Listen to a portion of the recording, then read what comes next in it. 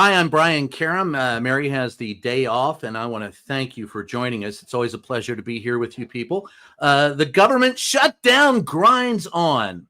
There hasn't been one this long since the last time Donald Trump was in office, so we got to thank him for that. I want to thank you for your attention to this matter. Anyway, Donald Trump says he may refuse to pay some federal workers today when the shutdown is over. Meanwhile, Stephen Miller says Trump has plenary power. Pam Bondi urinates all over Congress, and the president of the United States says the governor of Illinois and the mayor of Chicago should be imprisoned because they disagree with him. What a week we're having. Let's dive in.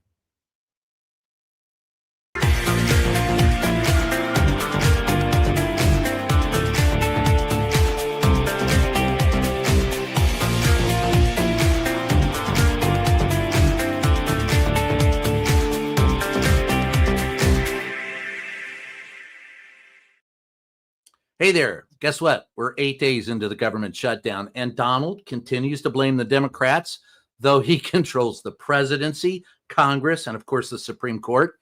Yeah, he caused it, but he loves to scream that he's a victim while he does nothing to bring this shutdown to an end.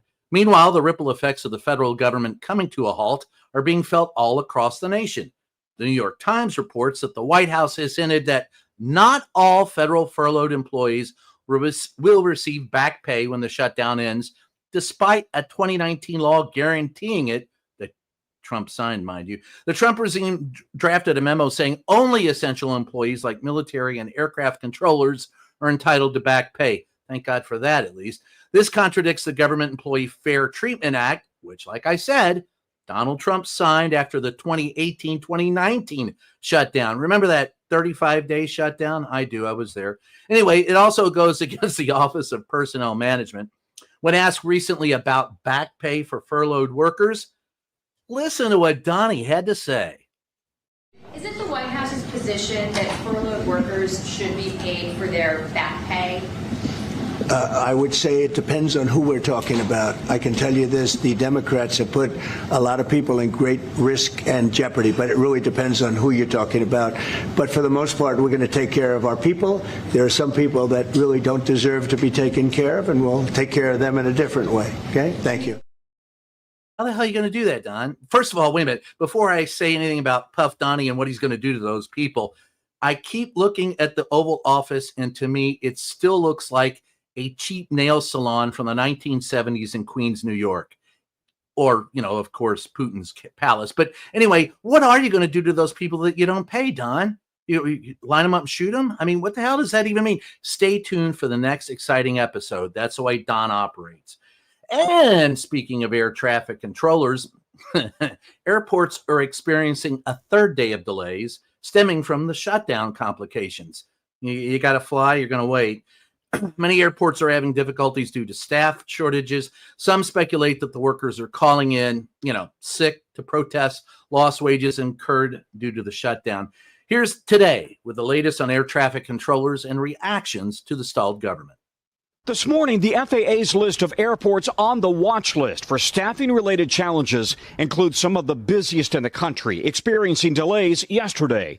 Boston, Newark, Chicago O'Hare, and Nashville, where the FAA reduced traffic yesterday and issued a brief ground stop overnight. We are currently in a ground stop. I'll get you moving as soon as I can. Also, Indianapolis, Dallas, Houston, Albuquerque, Phoenix, and Denver affected on Monday. The reason, the existing shortage of air traffic controllers, now aggravated by some controllers calling out sick amid the shutdown stress. They'll eventually be paid, but the shutdown is forcing them to work without the guarantee that their paychecks come in a timely manner. So they're stressed. The controllers union insists this is not an organized walkout, but one controller tells NBC News, "At my area, the staffing is awful. Every facility is short-staffed." Does it feel like your controllers are almost pawns in this political game here? Air traffic controllers and aviation safety professionals have continued to be the political pawns in a government shutdown. Also working without pay, the FBI, DEA, Border Patrol, and ICE officers, Coast Guards men and women, and 2 million members of the military. Now, look, let's take a look at this real close. This government shutdown affecting the air traffic controllers. I'm a pilot. And I can tell you, air traffic controllers keep millions of us safe every day. The last thing you need to do is to add more stress to their life by what Donald said earlier about maybe not paying people. Now, he did say he would pay air traffic controllers. You got to wonder if you're an air traffic controller, because Donnie can change his mind at any given moment. And how good and how smart is it to keep ICE on the ground, stressing them out in areas where there's already problems when you haven't paid them? It's just lunacy. Not to mention, what are you going to do around the world with the military? Anyway, let's go back to ICE. As ICE continues to ravage Chicago, jumping out of helicopters, dragging people into the streets, the escalation of violence has become increasingly worrisome. I interviewed several people who were involved in the protests there. This viral video, I know one of the people in this video you're going to see. This viral video shows a Presbyterian minister peacefully protesting at an ICE facility. The man then gets shot in the head by a non-lethal rubber bullet. Take a look at the scene.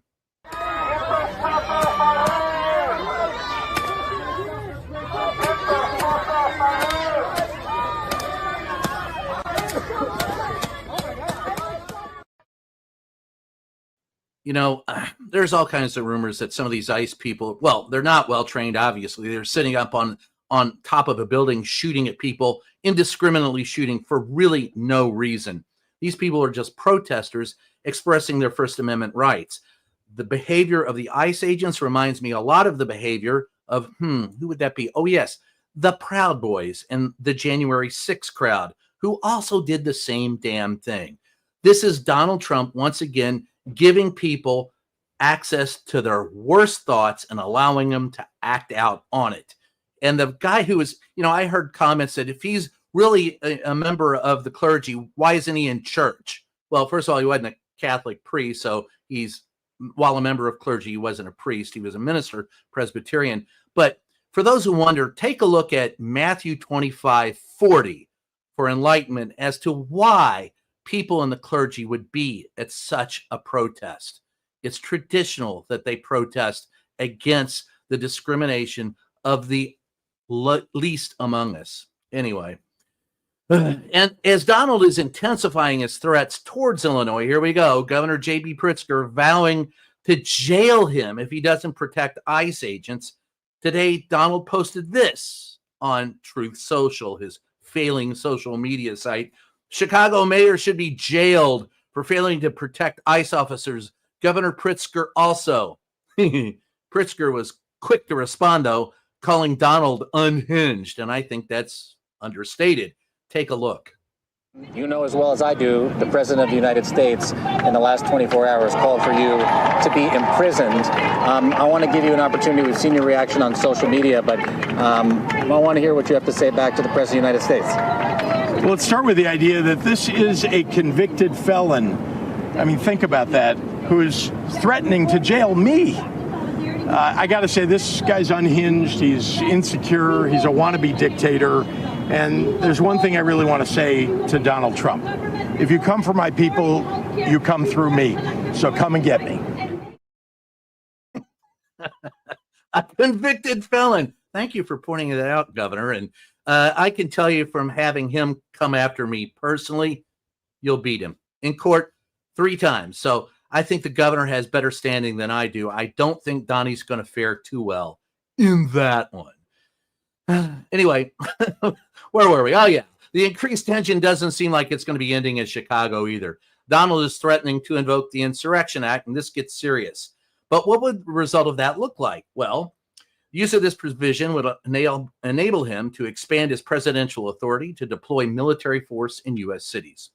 If Donald declares an insurrection in Illinois, it would be the first use of the law without a governor's consent since Lyndon Johnson deployed troops to protect civil rights activists in Alabama in 1965. And at this point, I want to point out something. When LBJ did it, he activated the troops in Alabama to work for the federal government. He didn't send them from another state into another state. That's where Donald is different. It would also potentially pit troops, because of this, from a southern Republican-run state against northern Democrat-run states and cities. Gee, That seems familiar, doesn't it? I think 160 years ago we went through that. This is all to build tension. Donald Trump is trying to stir the pot in order to make sure that there is violence so he can call for the Insurrection Act. Because, folks, Donald Trump's long game ends in 2026. If the Democrats get back the House or the Senate, there will be chaos. And if they don't, there will be chaos. Donald Trump is here to raise hell. And that's it. This is all deflection from what? Jeff Epstein. Say it 3 times, will be like Beetlejuice. Jeff Epstein, Jeff Epstein, Jeff Epstein. Anyway, let's move on. Yesterday, Attorney General Pam Bondi appeared before the Senate Judiciary Committee. That was fun. However, instead of behaving like an attorney general, she acted like a spoiled brat who's the tail end of the human centipede. According to senators and congressmen, now some of them are Republicans. America's chief law enforcement officer made a mockery of the government and the legal system. Bondi made it clear that she serves Donald Trump solely, and our country, not at all, not a bit. First, let's watch a moment where Senator Dick Durbin of Illinois asked about reports that our president's name appears in the Epstein files. Quarrel with you is to read somebody that you mentioned I never heard of. Reid Hoffman. So who gave the order to flag records related to President Trump? To flag records for President Trump? To flag any records which included his name. I'm not going to discuss anything about that with you, Senator. Eventually, you're going to have to answer for your conduct in this. You won't do it today, but eventually you will. I yield, Mr. Chairman. Yeah, you know what he's talking about. Dick Durbin's talking about the very real possibility that Pam Bondi sometime in the future will face criminal charges, and she will have to answer for her behavior. But never mind. Don't forget, Pam Bondi sold her soul for $25K to Donald Trump many years ago. In other words, about the same amount of money that you pay, an Uber driver makes annually. Yes, Pam Bondi is Donald Trump's Uber driver. Anyway, now here's Senator Alex Padilla of California asking why the investigation into Tom Homan, Donald's border czar, was shut down. Remember, Homan was caught with a bag of cash from undercover FBI agents. You got to love that, folks. Take a look. Again, a simple question, and I'd appreciate a simple and brief answer. Whose decision was it to end this investigation? I have answered that question multiple times, yet you didn't have the courtesy to be sitting in here for the hearing. I'm not going to answer it again. And I find it interesting that you want order in this proceeding now. Excuse me, Senator. Then you want order in this proceeding now. Mr. Chairman, order, you sure didn't have order when you stormed Secretary Noem at a press conference in California, did you? I will ask a follow-up question. Would you commit to either releasing the tape or at least making it available for members of this committee to review, yes or no? Senator, you have not been sitting in here this entire hearing. I've answered the question, and I also want to tell you that our ATF agents have seized 25,000 illegal firearms. So we will try again and move on to a different in your topic. home state, we are prosecuting Chairman, illegal order, aliens please. who have raped Mr. and Chairman, murdered young order, girls. Doesn't she look smug as she does that? A reminder, folks, it only costs you $25 to buy yourself a Pam Bondi, wherever Pam Bondis are sold. Anyway, next and finally, Chris Coons of Delaware asked how Bondi determined the legality of Donald blowing up suspected drug boats. And Bondi responds as if, wow, that's a crazy question. What are you talking about? Let's watch. How did you conclude that these strikes on ships or boats in the open ocean are legal? Senator Coons, I'm not going to discuss any legal advice that my department may or may not have given or issued at the direction of the president on this matter. Regarding Venezuela, what I can tell you is Maduro is a narco-terrorist. Yes, that definitely answered the question. No, it didn't. I want to just say right now that Pam Bondi, I think you're going to look pretty good in orange. Peace out. Anyway, let's move on. Former FBI Director James Comey has officially pled not guilty to his 2-count indictment for allegedly lying to Congress in 2020. Yes, I know. Donald Trump is a convicted felon. They lie all the time. And it's Comey who's on trial for it. Anyway, here's NBC with more. Take a look. Former FBI Director James Comey was arraigned in a Virginia courthouse where he pleaded not guilty. He was charged last month on 2 counts, making a false statement and obstruction of a political proceeding. They relate to testimony Comey gave during a Senate Judiciary Committee hearing back in 2020. Dude, this is just plain nuts. Anyway, additionally, Comey's attorney said they'll seek to have the case dismissed for vindictive and selective prosecution. You think? You remember Comey was the one who actually, in essence, got Donald Trump elected because he brought up Hillary Clinton's stuff, but never mind that. Donald Trump doesn't like Comey for a very simple reason. He brought up Russia, Russia, Russia. Anyway, according to the New York Times, the judge said he was prepared to proceed with a speedy trial that could last only 2 to 3 days. Thank God for that. The government said the case was complicated, but didn't object to the trial date. There's not much complicated about it, and Comey's trial is scheduled to begin January 5th. Now, I can't wait to see what happens on cross-examination, but what the hell. With that, we've reached today's emotional support moment. That's right. We made it through to another Wednesday. Oof. Today's emotional support moment comes from MTM fan Andrew, who suggested, quote, Teddy the Porcupine, who has opinions about his mini pumpkin snacks. Take a look. Yeah, I think Teddy Bear found some pumpkins for Halloween. What'd you find, Ted?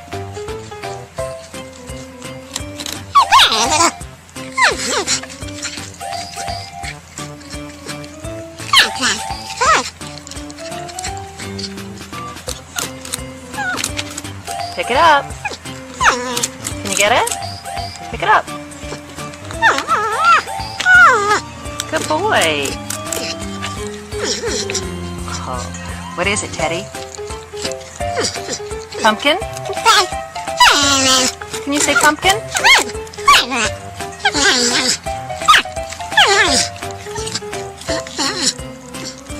Looks good.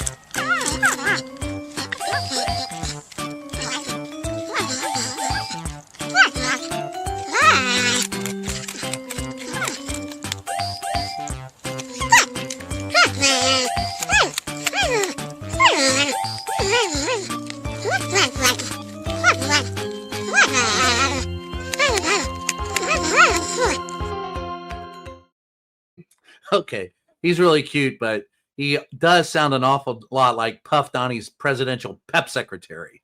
I'll leave it at that. Anyway, so let's go to your questions. If you have them, I'm here to take them. Love to answer them. What you got for me? Where are we? Oh, there we go. Why do no Republicans condemn this behavior? Well, privately, a lot of Republicans do, but you have to remember the Republicans are in for a penny, in for a pound. A lot of them don't want to be primaried from even farther right than they are. And while they believe that Donald is a criminal, I mean, I've heard that from at least 24 Republicans in Congress that they think he's a criminal. The money keeps them tied to Donnie, and that's why they don't condemn his behavior. They've sold their soul for the money. Now, I remember talking to Eric Swalwell, this is months ago, and he was talking about Ted Cruz, and he walked in the bathroom one time after him and Ted Cruz had a row in Congress, and he thought Ted was going to accost him. He says, really good in there. You did really good today. To them, it's a game. They don't understand either the seriousness of it. But I will say this about the Republicans not condemning his behavior. Republicans will circle the tent around whoever their standard bearer is, while the Democrats will often eat their own. So on to the next question. What do we got? Carol became a YouTube member. Thank you, Carol. Appreciate it. That's very nice.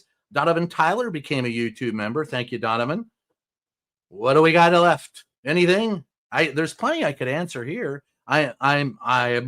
Susan, yes, you might need to, I don't know. What am I doing? Gifted 1 Mary Trump media membership from Midas Cheryl. Thank you, Midas Cheryl. And I have one that says, Brian, if you had the, oh, okay. How do they sleep at night? Or are they that stoned? Well, drunk maybe, stoned, I don't know. It is legal in D.C., but the moral majority of the Republican Party doesn't really like to go down that path.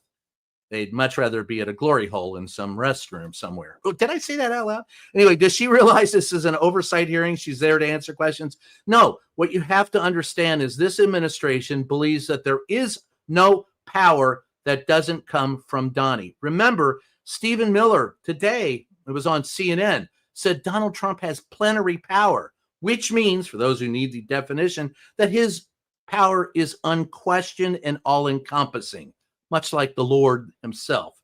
Donald Trump sees himself as the Lord, and all of those that are with him see him that way, at least until he's out of office. Or, you know, tomorrow he's supposed to go to the Middle East, but he's going to stop at the National Institute of Health at NIH or wherever it is, nearby the White House, for his annual physical. So we all know Donnie isn't in the best of health. We'll see what happens. What's up next? Great to see you, Brian. Thanks for the intelligent take on the continued shenanigans. Thank you, Lady Di. I appreciate it. From Nevada and the $5. It's always a pleasure. I love being here with you guys. You all are great. If you had the chance to ask Bondi a question, what would it be? Oh, there's a setup with about a dozen punchlines, Susan. Thank you for the $10. You know, like, really? You're that cheap? It only costs $25K to buy you? I might also ask her what her favorite shade of orange is and how long does she'll think she'll last outside of the cell before she enters the cell. There's a ton of questions to ask her. All of them would probably anger her. But if it's a legitimate policy question, why don't you follow the separation of powers? Why do you not believe in equal power? Carol Miller, $10. Thank you, Carol. What actions can we take now as citizens to get rid of the idiot? I'm asked that often, Carol, and I'll say this. First of all, 2026 is the next chance you have. There is a chance J.D. Vance and others could employ the 25th Amendment. I don't expect that's going to happen unless Donald starts babbling incoherently like a cicada into his morning soup, which he may already be doing. But you can see the fear. I wrote an article last week. I have never seen Donald this scared. He's afraid, and the people around him are afraid. That's why he's reaching out to consolidate as much power as possible. You've got to stand up to it. And I mean, by the 2026 election, it isn't just voting. It's getting out there, being on phone banks, getting out there, answering questions, driving elderly people to the polls, working as poll captains. You're going to have to volunteer. You're going to have to get involved. We need more than 60% of the people involved voting in the next election. And to do that, all of us have to do our part. And it isn't just showing up at the polls. You have to help others show up at the polls, and you have to be involved. Volunteer your time. This matters. I don't like to look at this any other way than reality. Folks, people say we're in a constitutional crisis. That's in our rearview mirror. People say we're approaching fascism. That's in the rearview mirror. This is a fascist state. You've got to vote to end it in 2026. And that's why Donald Trump, that's his end game. That's what he's playing for right now. He has his people out there putting the military in the street, trying to scare you into not voting so that low numbers come out to vote and the Republicans stay in power. You've got to be involved. You've got to talk to people. You've got to talk to people who don't agree with you, because there are a lot of people that don't agree with you who won't vote for Donald if they're given a chance or an insight into reasons why they should not. A lot of people voted for Donald because for some reason they believed he, as a convicted felon, was less onerous than a Democrat. You're going to have to talk to these people, and that's the hardest part. We're not so divided. I hear the right and I hear the left, and I'll tell you this much. You all are saying the same thing in some regard. The right feels they've been screwed over. The left feels they've been screwed over, and we've been made to believe that it's the people on the other side, when, folks, it's really the people. I go back to George Carlin. It's really the people who own the oligarchs, the billionaires who want to keep you fighting while they run away with the money. We don't have rights in this country anymore. We have a list of privileges, and the owners don't want you getting together because that scares them. You're going to have to find a way to get together with people that you don't necessarily like that well. Try to come to one of my family reunions. Oh, I'm telling you, a tough room. Anyway, what else do we got? What Comey did to Hillary was disgusting. That's how she lost the election.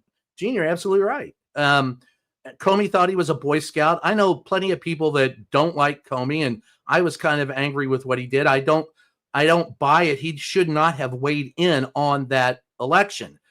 But after that, what he did really angered Donald. I think he was trying to compensate after the election. He should have kept his mouth shut. He's facing this, and I'm not a big Comey fan for a variety of reasons, but I don't believe he deserves to go to prison for what he did. But this is the justice system at work. And if he's, innocent, can prove his innocence, fine. My fear, of course, is that Donald Trump will try to not only stick his thumb on the scale of justice, but destroy the scale of justice altogether. And that is Donald Trump's MO and always has been. Why aren't we allowed in the courtrooms to see the trial? Sometimes, Gene, they have limited space, but federal courtrooms sometimes do have, you are allowed in the courtrooms, but they have limited space. It is a public trial, but you will have trouble seeing it sometimes because cameras in courtrooms aren't allowed in some federal courts. And that's an archaic ruling. I understand it. I agree, but it is law in some places. Some places do allow cameras in the courtroom. Some do not.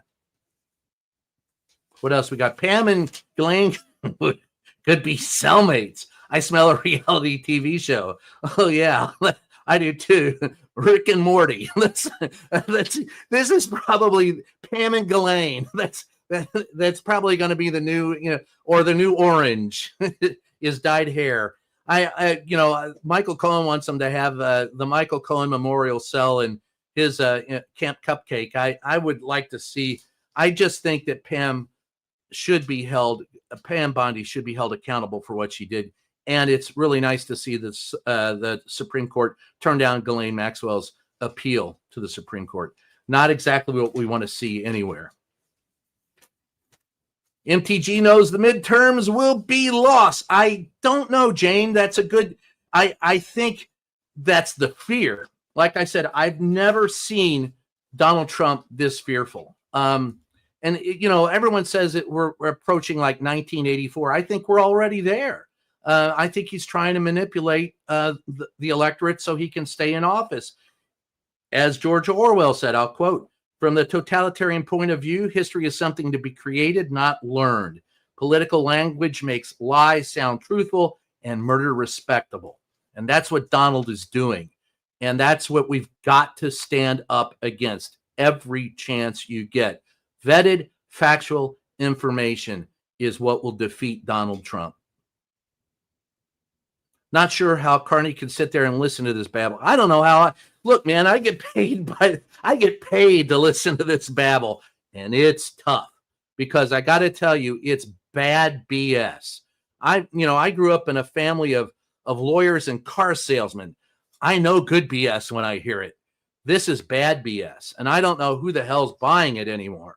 Members of MAGA are still upset. They want the Epstein files released. There are those who think Donald Trump sold out.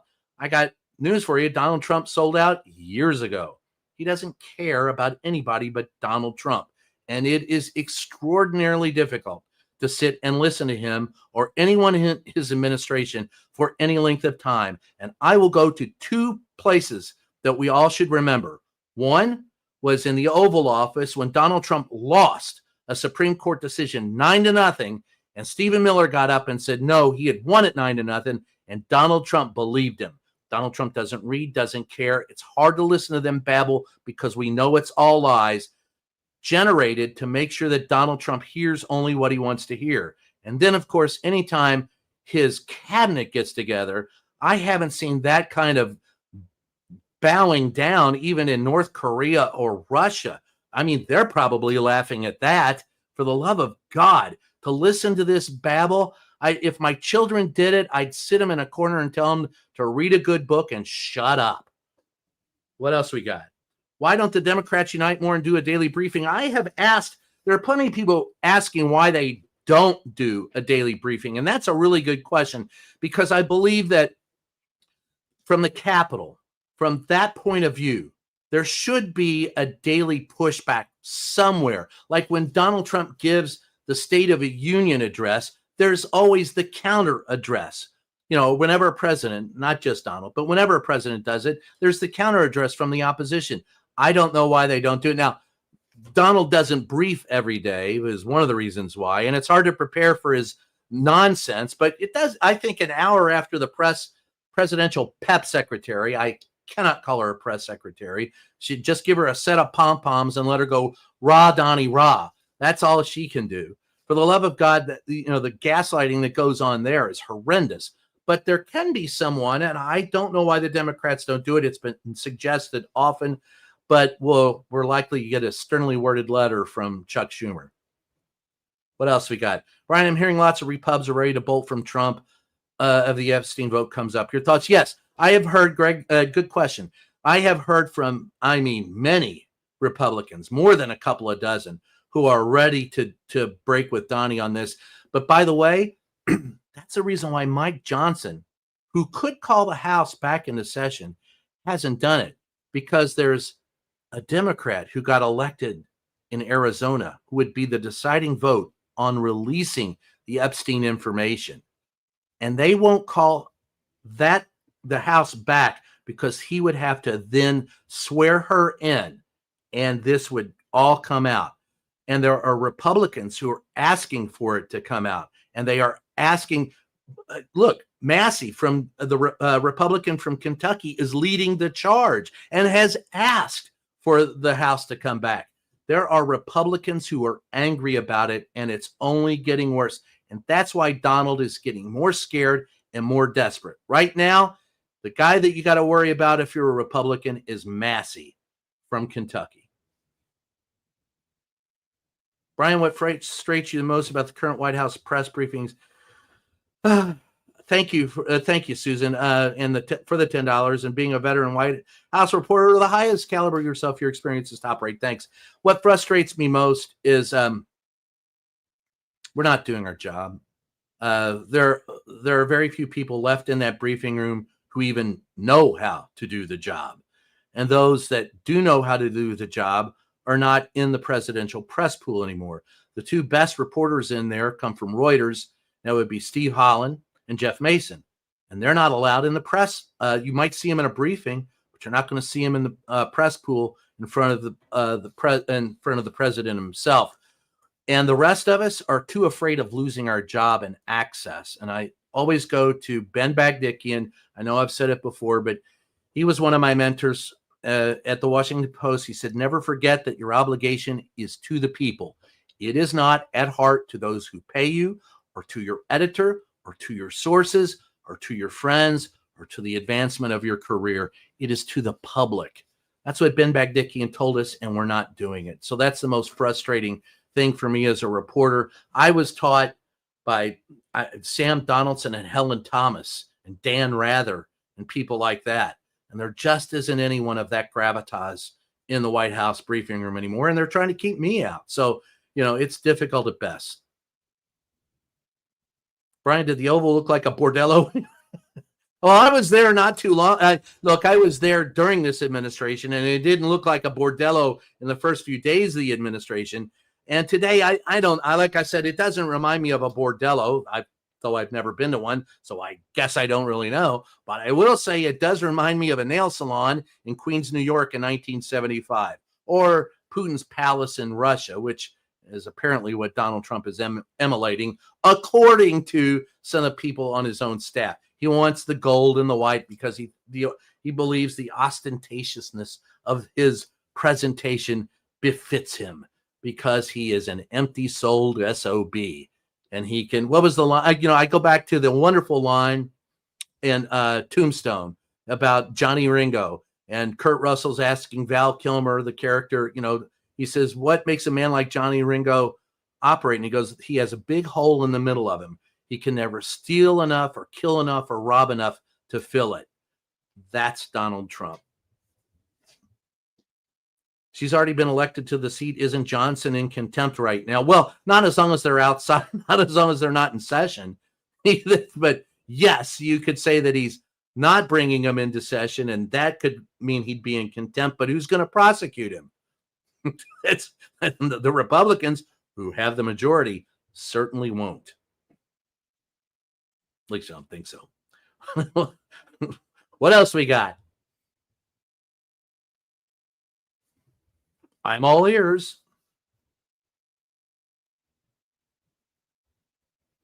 Well, even if Trump were perp walked out of the White House, most of you would not have seen it. Well, thank you, Jane, but you're absolutely right. You wouldn't. And well, what else we got in here? Not sure how anyone with a brain can sit in the press room. All the good journalists are ousted. Well, it's tough to sit in the briefing room, even if the good ones haven't been ousted, because of how this administration operates and how the administration operated the first time Donald Trump was in office. And of course, there's all kinds of problems. Let's see what else we got here. What about Miller and plenary authority? Yes, I mentioned that earlier. Thank you, Philip. Miller and plenary authority. Donald Trump doesn't have plenary authority. You mean all-encompassing, like the Lord thy God? No, he doesn't have it.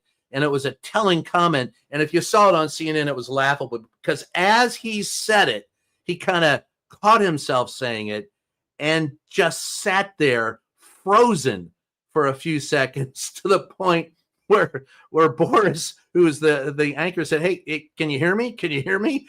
And neither one of them went back to that comment. But that was very telling because Donald Trump does believe that he is the sole authority on the planet, that only he can make a decision, and that there are no equal, government, no co-branches of government, just him. He believes that he's all that matters. What about Peter Thiel? Well, Cam, I don't know him, but I got to tell you, he's a POS. And he's the one that gave us J.D. Vance and Project 2025. And it's really ridiculous. It's almost as bad as them meeting today talking about Antifa as if it were some kind of left-wing radical BS. What should we do if the Orange one stations military polling stations in 2026? That's a good question, Jan. What I've told people is show up with your birth certificate or your passport in case they get nasty with you. Their goal is to keep you from voting. And once you're in line, once you show up to vote, they've got to take you. So if the lines are long and you're already there and somebody comes and says, we're kicking you out of line, demand the witness that you were in line so that they can't close the polls until you get a chance to vote. And if you can vote early by mail, do it. But everyone needs to vote. F Trump, millions on Medicaid will die. Well, yes, that's Max Cat. Yeah, good kitty. You're good cat. You're absolutely right. Millions on Medicaid will die because they won't be on Medicaid anymore. And here's another little glimpse into what the Republicans are doing with the shutdown. What they're complaining about is not, first of all, nobody gets free health care in this country. So whenever somebody says, it's about immigrants getting free health care, what country are you talking about? Certainly in the United States, I was born and raised here and I can't get free health care. If you could get free health care as an illegal immigrant, everybody would claim they're an illegal immigrant because nobody else can get health care. But more importantly, the law that they're talking about, one of the laws they're talking about is the 1996 law signed in 1996, which means that and this is for Americans, if you don't have health care and you end up, shot or in a car wreck or your life in a life-threatening situation and you had to go to the hospital, you cannot be denied health care simply because you cannot pay. In other words, it's not pay to play for your life. That's what they're trying to get rid of. That's the bottom line. They don't care. They can afford health care. Many of us cannot. Visit No King site for safe protest videos. Thank you for the $2.79 community level resistant. Did I miss conversation about Venezuela? Aren't Donald and Miller escalating the tension? They're creating the tension. This isn't an escalation in Venezuela. This is a wholesale fiction. Look, It used to be, all right, so when you come to Orwell, right, people say, oh, it's just fiction. This Orwellian nightmare that we say we're in, that's just fiction. Yes, but George Orwell wrote that fiction based on reality and his facts. He was a police officer. He was a member of the press. He did know what was going on, and he put it in a fictionalized setting so that people could understand it and grasp it a little bit better. So facts as fiction are harder to take these days than the Donald Trump administration, who is telling you fiction and proceeding to make you believe it is fact. That's the twisted mindset of Donald Trump and his regime. Fictions are not fact. Lies are not fact. The Venezuelan, you just denied people due process, and there's no evidence, none presented, that anything that they've done was aimed at drug cartels. And by the way, let's get real. If you want to end the scourge of drugs in the United States, remember Ronald Reagan and the war on drugs? Well, the drugs won. You know why? Because there's a huge demand for drugs in the United States. If you want to take the threats and the money out of it, you legalize them and treat it as a health problem, which is what it is, instead of making it illegal and going after them, reducing the supply while the demand remains the same, so it costs more for the drugs, creating the violence. This is simple economics. Sorry. that's a fact. What is the GOP's line in the sand? Whatever it is, they'll redraw it. I love what Mary always says about Donnie. There's no worst with Donald Trump. Each day is worse. There is no line in the sand. As long as they're making money and can control and have power, they'll do it. Question, Brian, if you were a writer for Saturday Night Live, what would you write about this week for the show? God damn, that's a good one, Gene. If I were writing this week for the show, I think I'd have to have Donnie showing up with ICE in Chicago. These are my people. Keep them safe. I don't know. There's a lot there. There's a lot to work with. Or have Donald on a boat in Venezuela. What else we got? Question, what changes would you make to our political system given the utter mess it's in? There's not a change in the system that I would make. There's a change in activities of individuals. People have to get more involved. People have to look, any system has the potential for working. What we've always viewed as our democracy, the democratic system, the joy to it is that our system is less screwed up than other systems, but it stays screwed up and gets worse if we're not well educated and not well informed. And those are the two things we need to do better today. We need better education. I got news for you. No child left behind during the Bush years turned into every child left behind because they teach to the test. They don't teach civics anymore. And bottom line, the press. It used to be when I first got into this business, there were about 24 companies that owned or operated 82% of what you see, read, or hear. Today, it's 5 companies that own or operate more than 90% of what you see, read, or hear. And by the way, if the next buyout takes place, it'll be down to 4, like the big 4 automakers or the big 4 oil. It's the oligarchs. Bust up the media monopolies, educate the masses, and the rest will take care of itself. Brian, do you think Donald will invoke the Insurrection Act before the No Kings protest on October 18th? Susan, $10, thanks. And guess what? It could happen. I wouldn't. There was an article today from AP and I think one from the New York Times, and I have a source inside the White House who told me independently that there has been discussion about the Insurrection Act and invoking it, but no timetable has been set. It, I guess, depends on what Donald has for breakfast that morning, who pisses him off, or what he wants, or if, God forbid, look, I'm telling you, it's the Jeff Epstein tapes that are driving a lot of this anger. He's scared. He's bitterly frightened. I've never seen this man this desperate. And the more desperate he gets, he's like a New York sewer rat that's cornered with a piece of pizza in an alley somewhere in New York City. And he's going to hold on to that. He's holding on for dear life because he can't and won't face any type of justice or accountability for his actions. So yes, it could happen. Whether it does or not depends entirely on what he faces at any given moment. The war on drugs now includes Tylenol. Really? Well, I tell you what. It also includes vaccinations. Robert F. Kennedy Jr., the man with a worm in his brain, is telling us, who is, by the way, not a doctor, is telling, and by the way, was addicted to heroin. So I guess the war on drugs doesn't include heroin. Tylenol, I prefer aspirin and ibuprofen, but what do I know? They'll probably, just me saying that, he'll probably make that illegal next. Because he loves me so much. How much damage has homeschooling done to this country? I don't know. I can't, Christine, I can't really say. I don't know.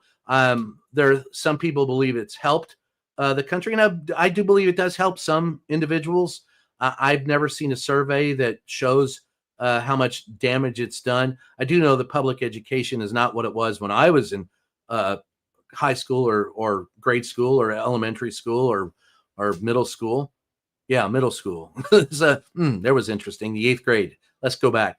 So I don't know. I couldn't tell you, but I do believe we have to increase funding, and charter schools and all that other stuff is garbage. We need good, sound public education and good, sound, teachers. Pay teachers more. You'll get better education. What a concept. The NBA stars make out. Why not a teacher? I think Donald is going to, no, Carol, Donald he's already taken everything from us. We've got to take it back. You've got to stand up. You've got to be counted. You've got to make sure that Donald Trump can't continue. Donald Trump's idea is to push and push and push. And as long as you give, he'll keep pushing. That's why when he took my press pass, I was told by some people, just relax. We'll trade this for him taking your press pass, and we'll get an exclusive interview with him. Or just relax because, he'll as long as you don't do anything, he'll let you back in. Bullshit. You don't get to take my rights away from me and me go, oh, that's okay. That's crap. Every time it happens, someone has to stand up. And when you don't stand for something, or you're going to fall for anything. Who said that? Oh, yeah, John Cougar Mellencamp. Great song. What else we got? Critical thinking should be taught in schools. It's crucial.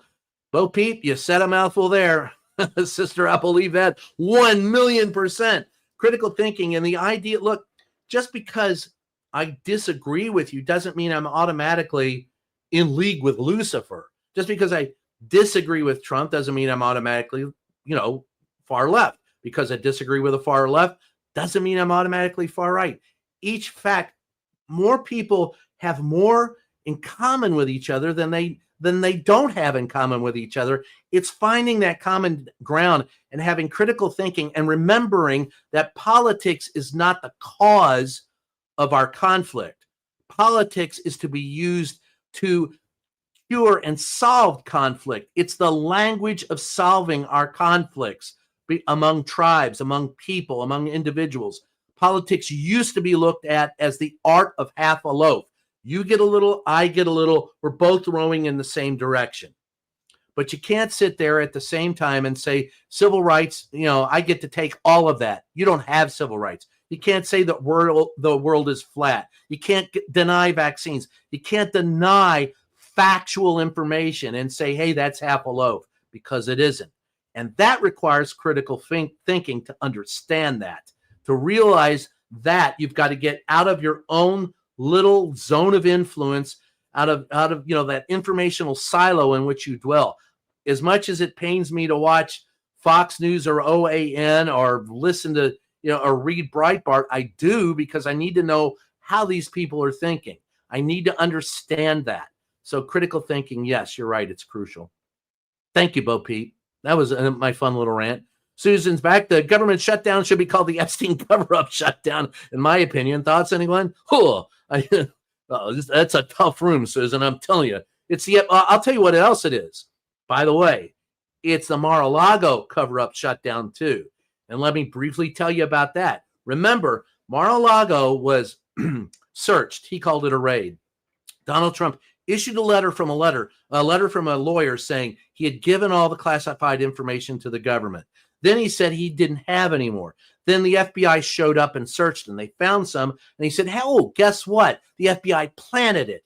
And then he said, "Okay, I kept it, but I did a Vulcan mind meld as president and declassified it." And they fought over that. Then when Donald Trump went back into office, they did declassify it, and they gave that formerly classified information back to Donald. Now, it had been involved in an investigation. It was declassified. That's public record. So I filed a FOIA to get it. I was denied access to it. So me, through an attorney, Mark Zaid, we sued Donald Trump in March to get that information. And guess what Donnie did last week?